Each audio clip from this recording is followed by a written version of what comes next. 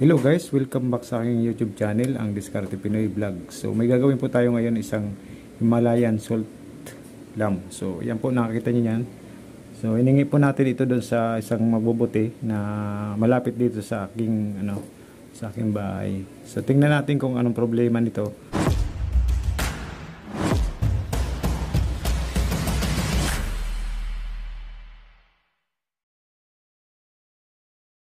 So, ano nga ba talaga ang epekto or benefits ng Himalayan salt lamb? So, maraming benefits daw to. So, tingnan na lang natin po sa sa Google kung ano po. Pero ang gagawin po natin dito, guys, ay check muna natin, tapos kung sira po yung ilaw. So, nilalagyan kasi ito ng ilaw, mga idol. Sa loob linalagyan siya. So, kumbaga magiging silbi siya ng lamp or ilaw sa gabi, or kaya nga tinawag itong Himalayan salt lamp. So ang gagawin natin, mga idol, mga kadiskarte, ay bubuksan natin to. Pero bago natin simulan, ay kung bago ka pa lang sa aking munting channel, ay huwag mong kalimutan mag-like, mag-subscribe at mag-comment. So ngayon, mga idol, mga kadiskarte, ay bubuksan natin to. Medyo luma na siya. So na-stuck na ito dito sa aking bahay kasi matagal na rin itong ibinigay sa akin ng magbubuti. So tanggalin natin to, dalawang screw. Ayan, lumang luma na. So ayan, mga idol, bubuksan na natin ito. Yan, kahoy itong nakakabitan ng screw. So dalawa lang yung screw niya, mga kadiskarte. Kalawangin na rin yung screw. Buti natanggal pa natin at hindi masikip. So bakit nga ba tinawag itong Himalayan salt lamb, hindi Philippines lamb? So yan po yung lalagyan ng ilaw. Yan, tanggalin natin yan, mga idol. Yan, dandanin na lang natin para hindi siya mabiyak, hindi masira. Ayan. Ouch. So kalawangin na yung niya, oh. Bali ito yung nagpipigil. Yung nakatama dito sa gilid para hindi siya malaglag. So itong dalawa, wala na, sira na, mga idol. Ayan. Kabilaan kasi yan, oh. Ito. Sira na siya. So ito naman yung bumbilya. So ang tawag dito ay incandescent bulb. Incandescent bulb. So titingnan natin yung loob ng incandescent bulb kung anong nangyari, kung putol na ba. So makikita nyo naman, mga idol. Ayan, dito ba, lagyan ko na lang ng ilaw. Ayan, kita naman, mga idol. So ayan, nakikita nyo yung yung filament sa loob ay putol na yung filament nya. So ibig sabihin, hindi na pwede ito dahil putol na yung mga filament. So ang tawag doon sa mga yan nag-ilaw dyan sa loob ay filament. So ito, wala na to, kumbaga busted na ito, mga idol. 220 volts nga pala ang nito, ang kaya. So ibig sabihin, pang kuryente, tapos 10 watts siya nakalagay dito, mga idol. Ayan, 10 watts, 220 volts, 230 volts and 10 watts. So 230 volts AC alternating current, tapos 10 watts.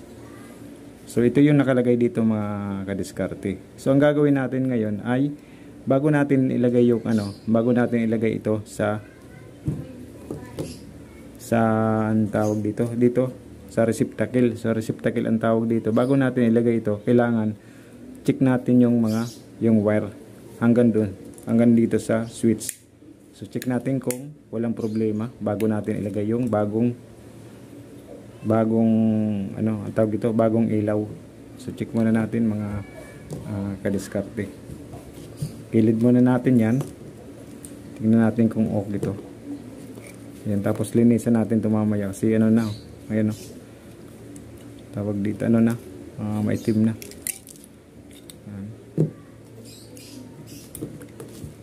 So may switch siya, mga kadiskarte. Bakit nga ba nasira? Siguro sa tagal ng paggamit nito, kaya yun nasira na rin. Baka mamaya may problema na rin tong saksakan.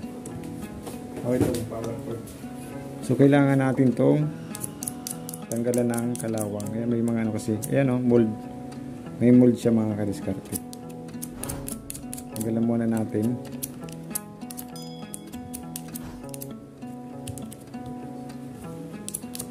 Tapos tingnan natin itong mga kadiskarte kung kalawangin na. Linisan na natin itong switch.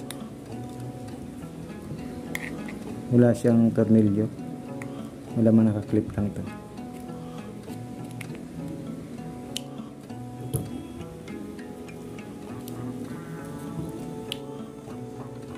So ayan yung loob niya mga kadiskarte. So okay pa naman. Pero bago natin isara uli ay kailangan natin i-check para baka mamaya may putol siya. So gagamit tayo ngayon ng analog tester. So analog tester ang lagi natin ginagamit kapag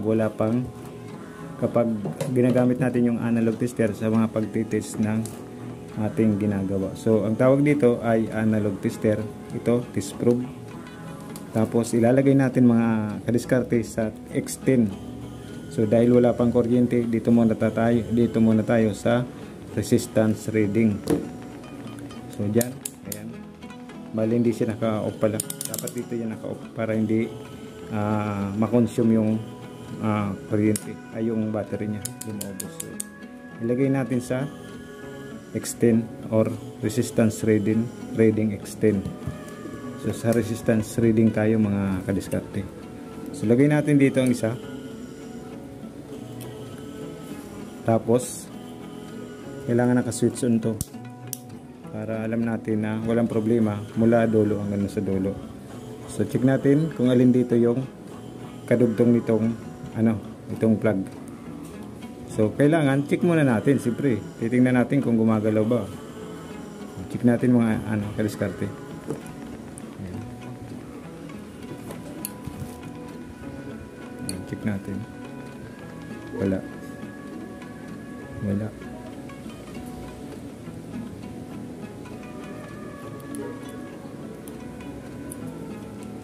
At wala. Yun ang problema mga kadiskarte. Ayan.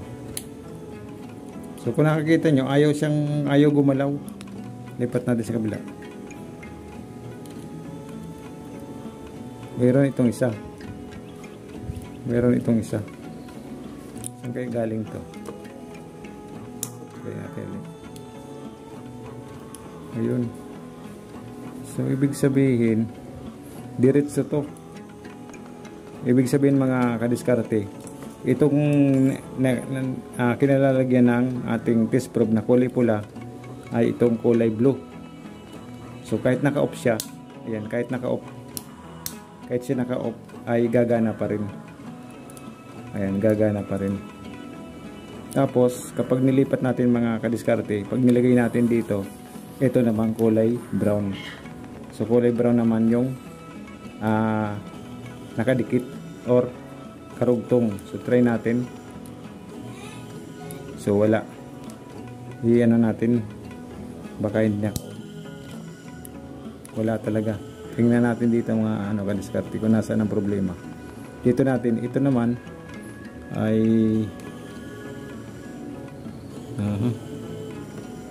ito papunta dito sa kabila. Itong itong wire na to. Try natin. So, ibig sabihin meron mga kadiskarte. Meron. Mula dito. Ito naman kaputol. Check natin yung kaputol mga kadiskarte. Ayan, lagay natin dito. So ibig sabihin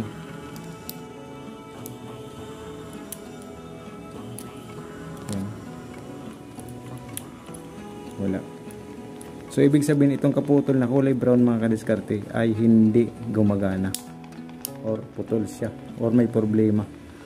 So saan nga ba ang problema nito mga kadiskarte? Dapat makita natin ito dun sa loob. So ang kailangan natin dito ay buksan natin to. Ayan. Kasi itong may problema yung kulay brown, baka mamaya yung connection dito natanggal o di kaya may amag na. Buksan natin. Ayun.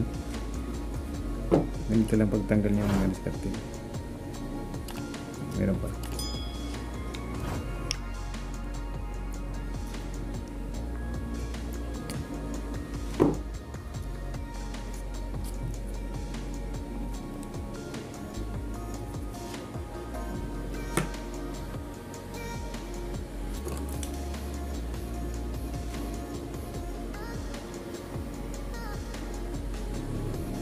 Natin dito para sigurado. Ito tayo sa receptacle. Bakit ayaw gumana? Okay naman. So wire talaga. Dito sa wire. Yan, wire yung kulay brown. Wala. Saan nga bang putol? Hanapin natin to. Ito lang. Itong kulay brown ayaw gumana.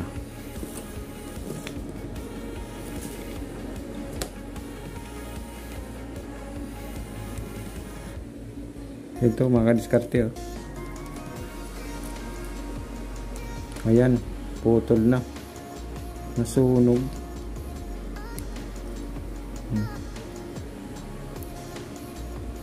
Nagkaroon na ng amag na putol.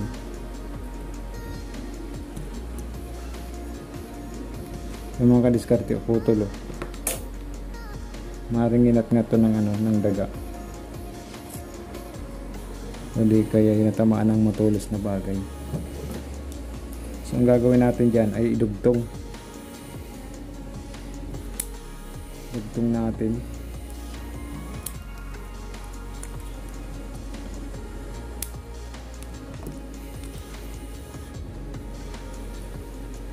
Putulin muna natin to. Ayan. Tapos, yun. Wala na. Sira na nga. Sira na mga kadiskarte. So, ang gagawin natin dito mga kadiskarte ay idugtong dahil nasira or naputol ng matulis na bagay malamang. Kaya pala ayaw mag-reading yung ating analog tester dahil may problema itong wire na kulay brown. So, ano, parang sunog.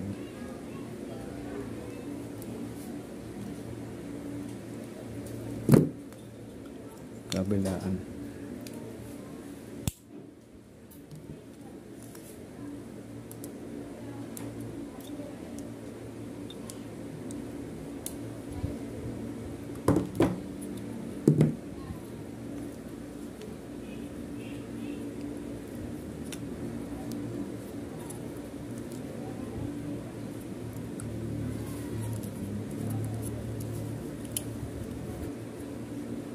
Tapos tugtong na natin to.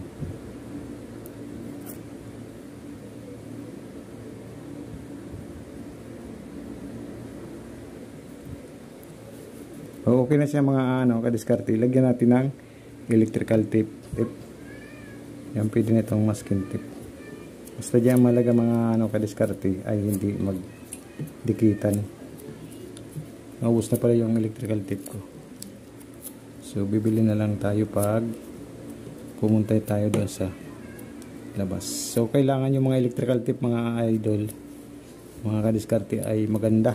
So yung mga kadiskarte, nilagyan na natin ng electrical tape. So wala nga pala tayong electrical tape. Ito na muna ang ginamit natin. So okay na, naidugtong na natin. So check natin kung okay na siya yung connection mula dito sa dulo or dito sa plug hanggang dito sa receptacle.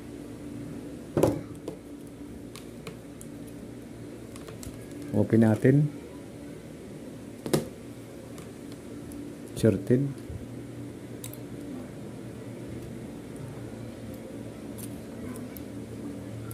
So ibig sabihin mga kadiskarte ay okay na yung ating ginawang power cord.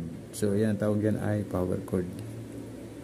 So So okay na siya. Ang gagawin naman natin ay ibabalik na natin dito sa Himalayan salt lamp. Pero bago natin ibalik mga kadiskarte ay takpan muna natin to.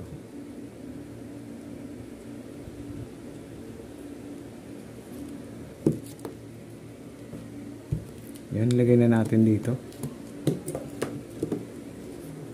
Dandan lang tayo kasi ito, ayan ang tulis na nga ako na tawag dito, natusok.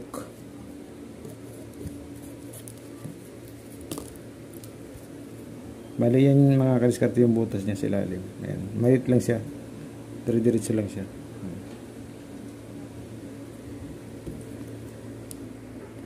So yung mga kadiskarte, lagay na natin to. Pero bago natin lagay, siyempre yung ilaw na 220 volts na incandescent lamp. So ang tawag dito ay incandescent. So ilagay na natin, dahan-dahan lang natin lagay.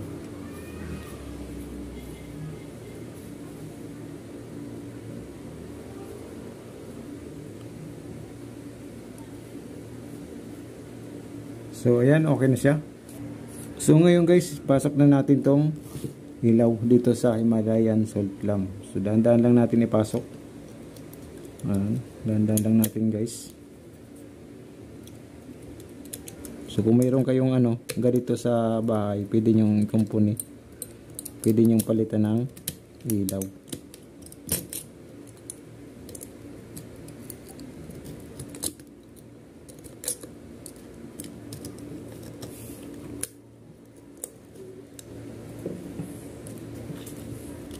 Pero bago natin ilagay yan guys, linisan muna natin tong base. Ayan.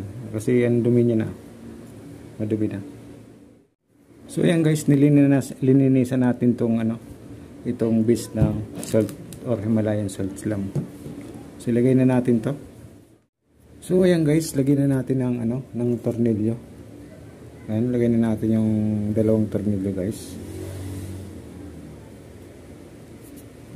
Tapos pitin natin ng screwdriver Philip.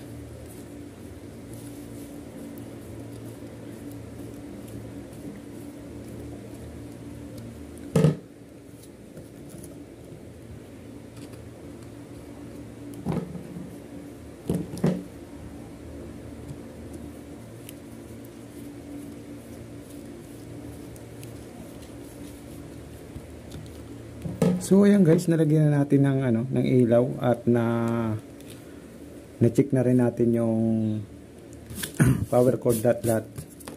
So ang kailangan na lang natin ay saksak para tingnan natin kung okay na nga ba itong ating ginawa na solar or ng Himalayan salt lamp. So ayan. Ang gagawin natin ngayon ay isaksak sa kuryente. Check natin or testingin muna natin bago natin ilagay doon sa sa madilim na lugar. Kasi ngayon ay masyadong maliwanag po dito sa aking ginalagyan. So testingin po muna natin kung umiilaw nga ba or ano nga ba ang kulay ng Himalayan salt lamp. So nakikita naman natin dito kulay orange. So mas maganda po yung may ilaw para ma-appreciate natin yung kanyang kulay.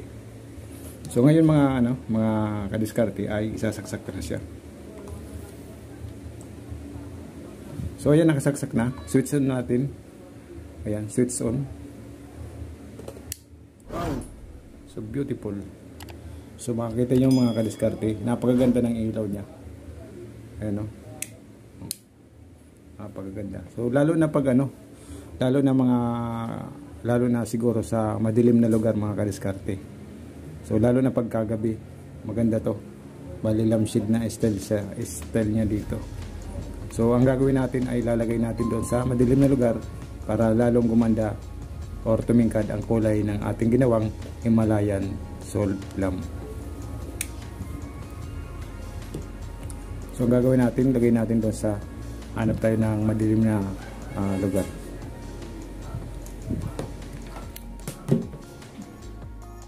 Ititesting na natin itong ating ginawang salt Himalayan or Himalayan salt lamp.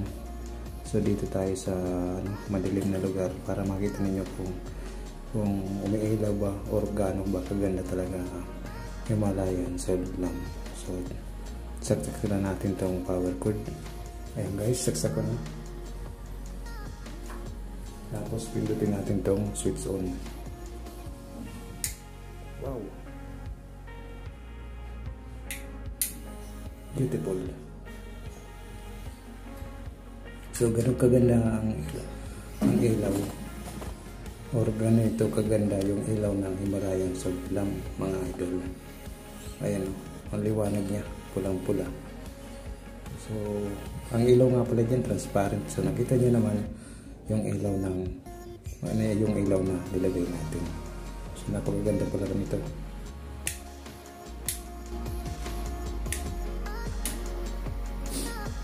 So ayan, okay na mga idol.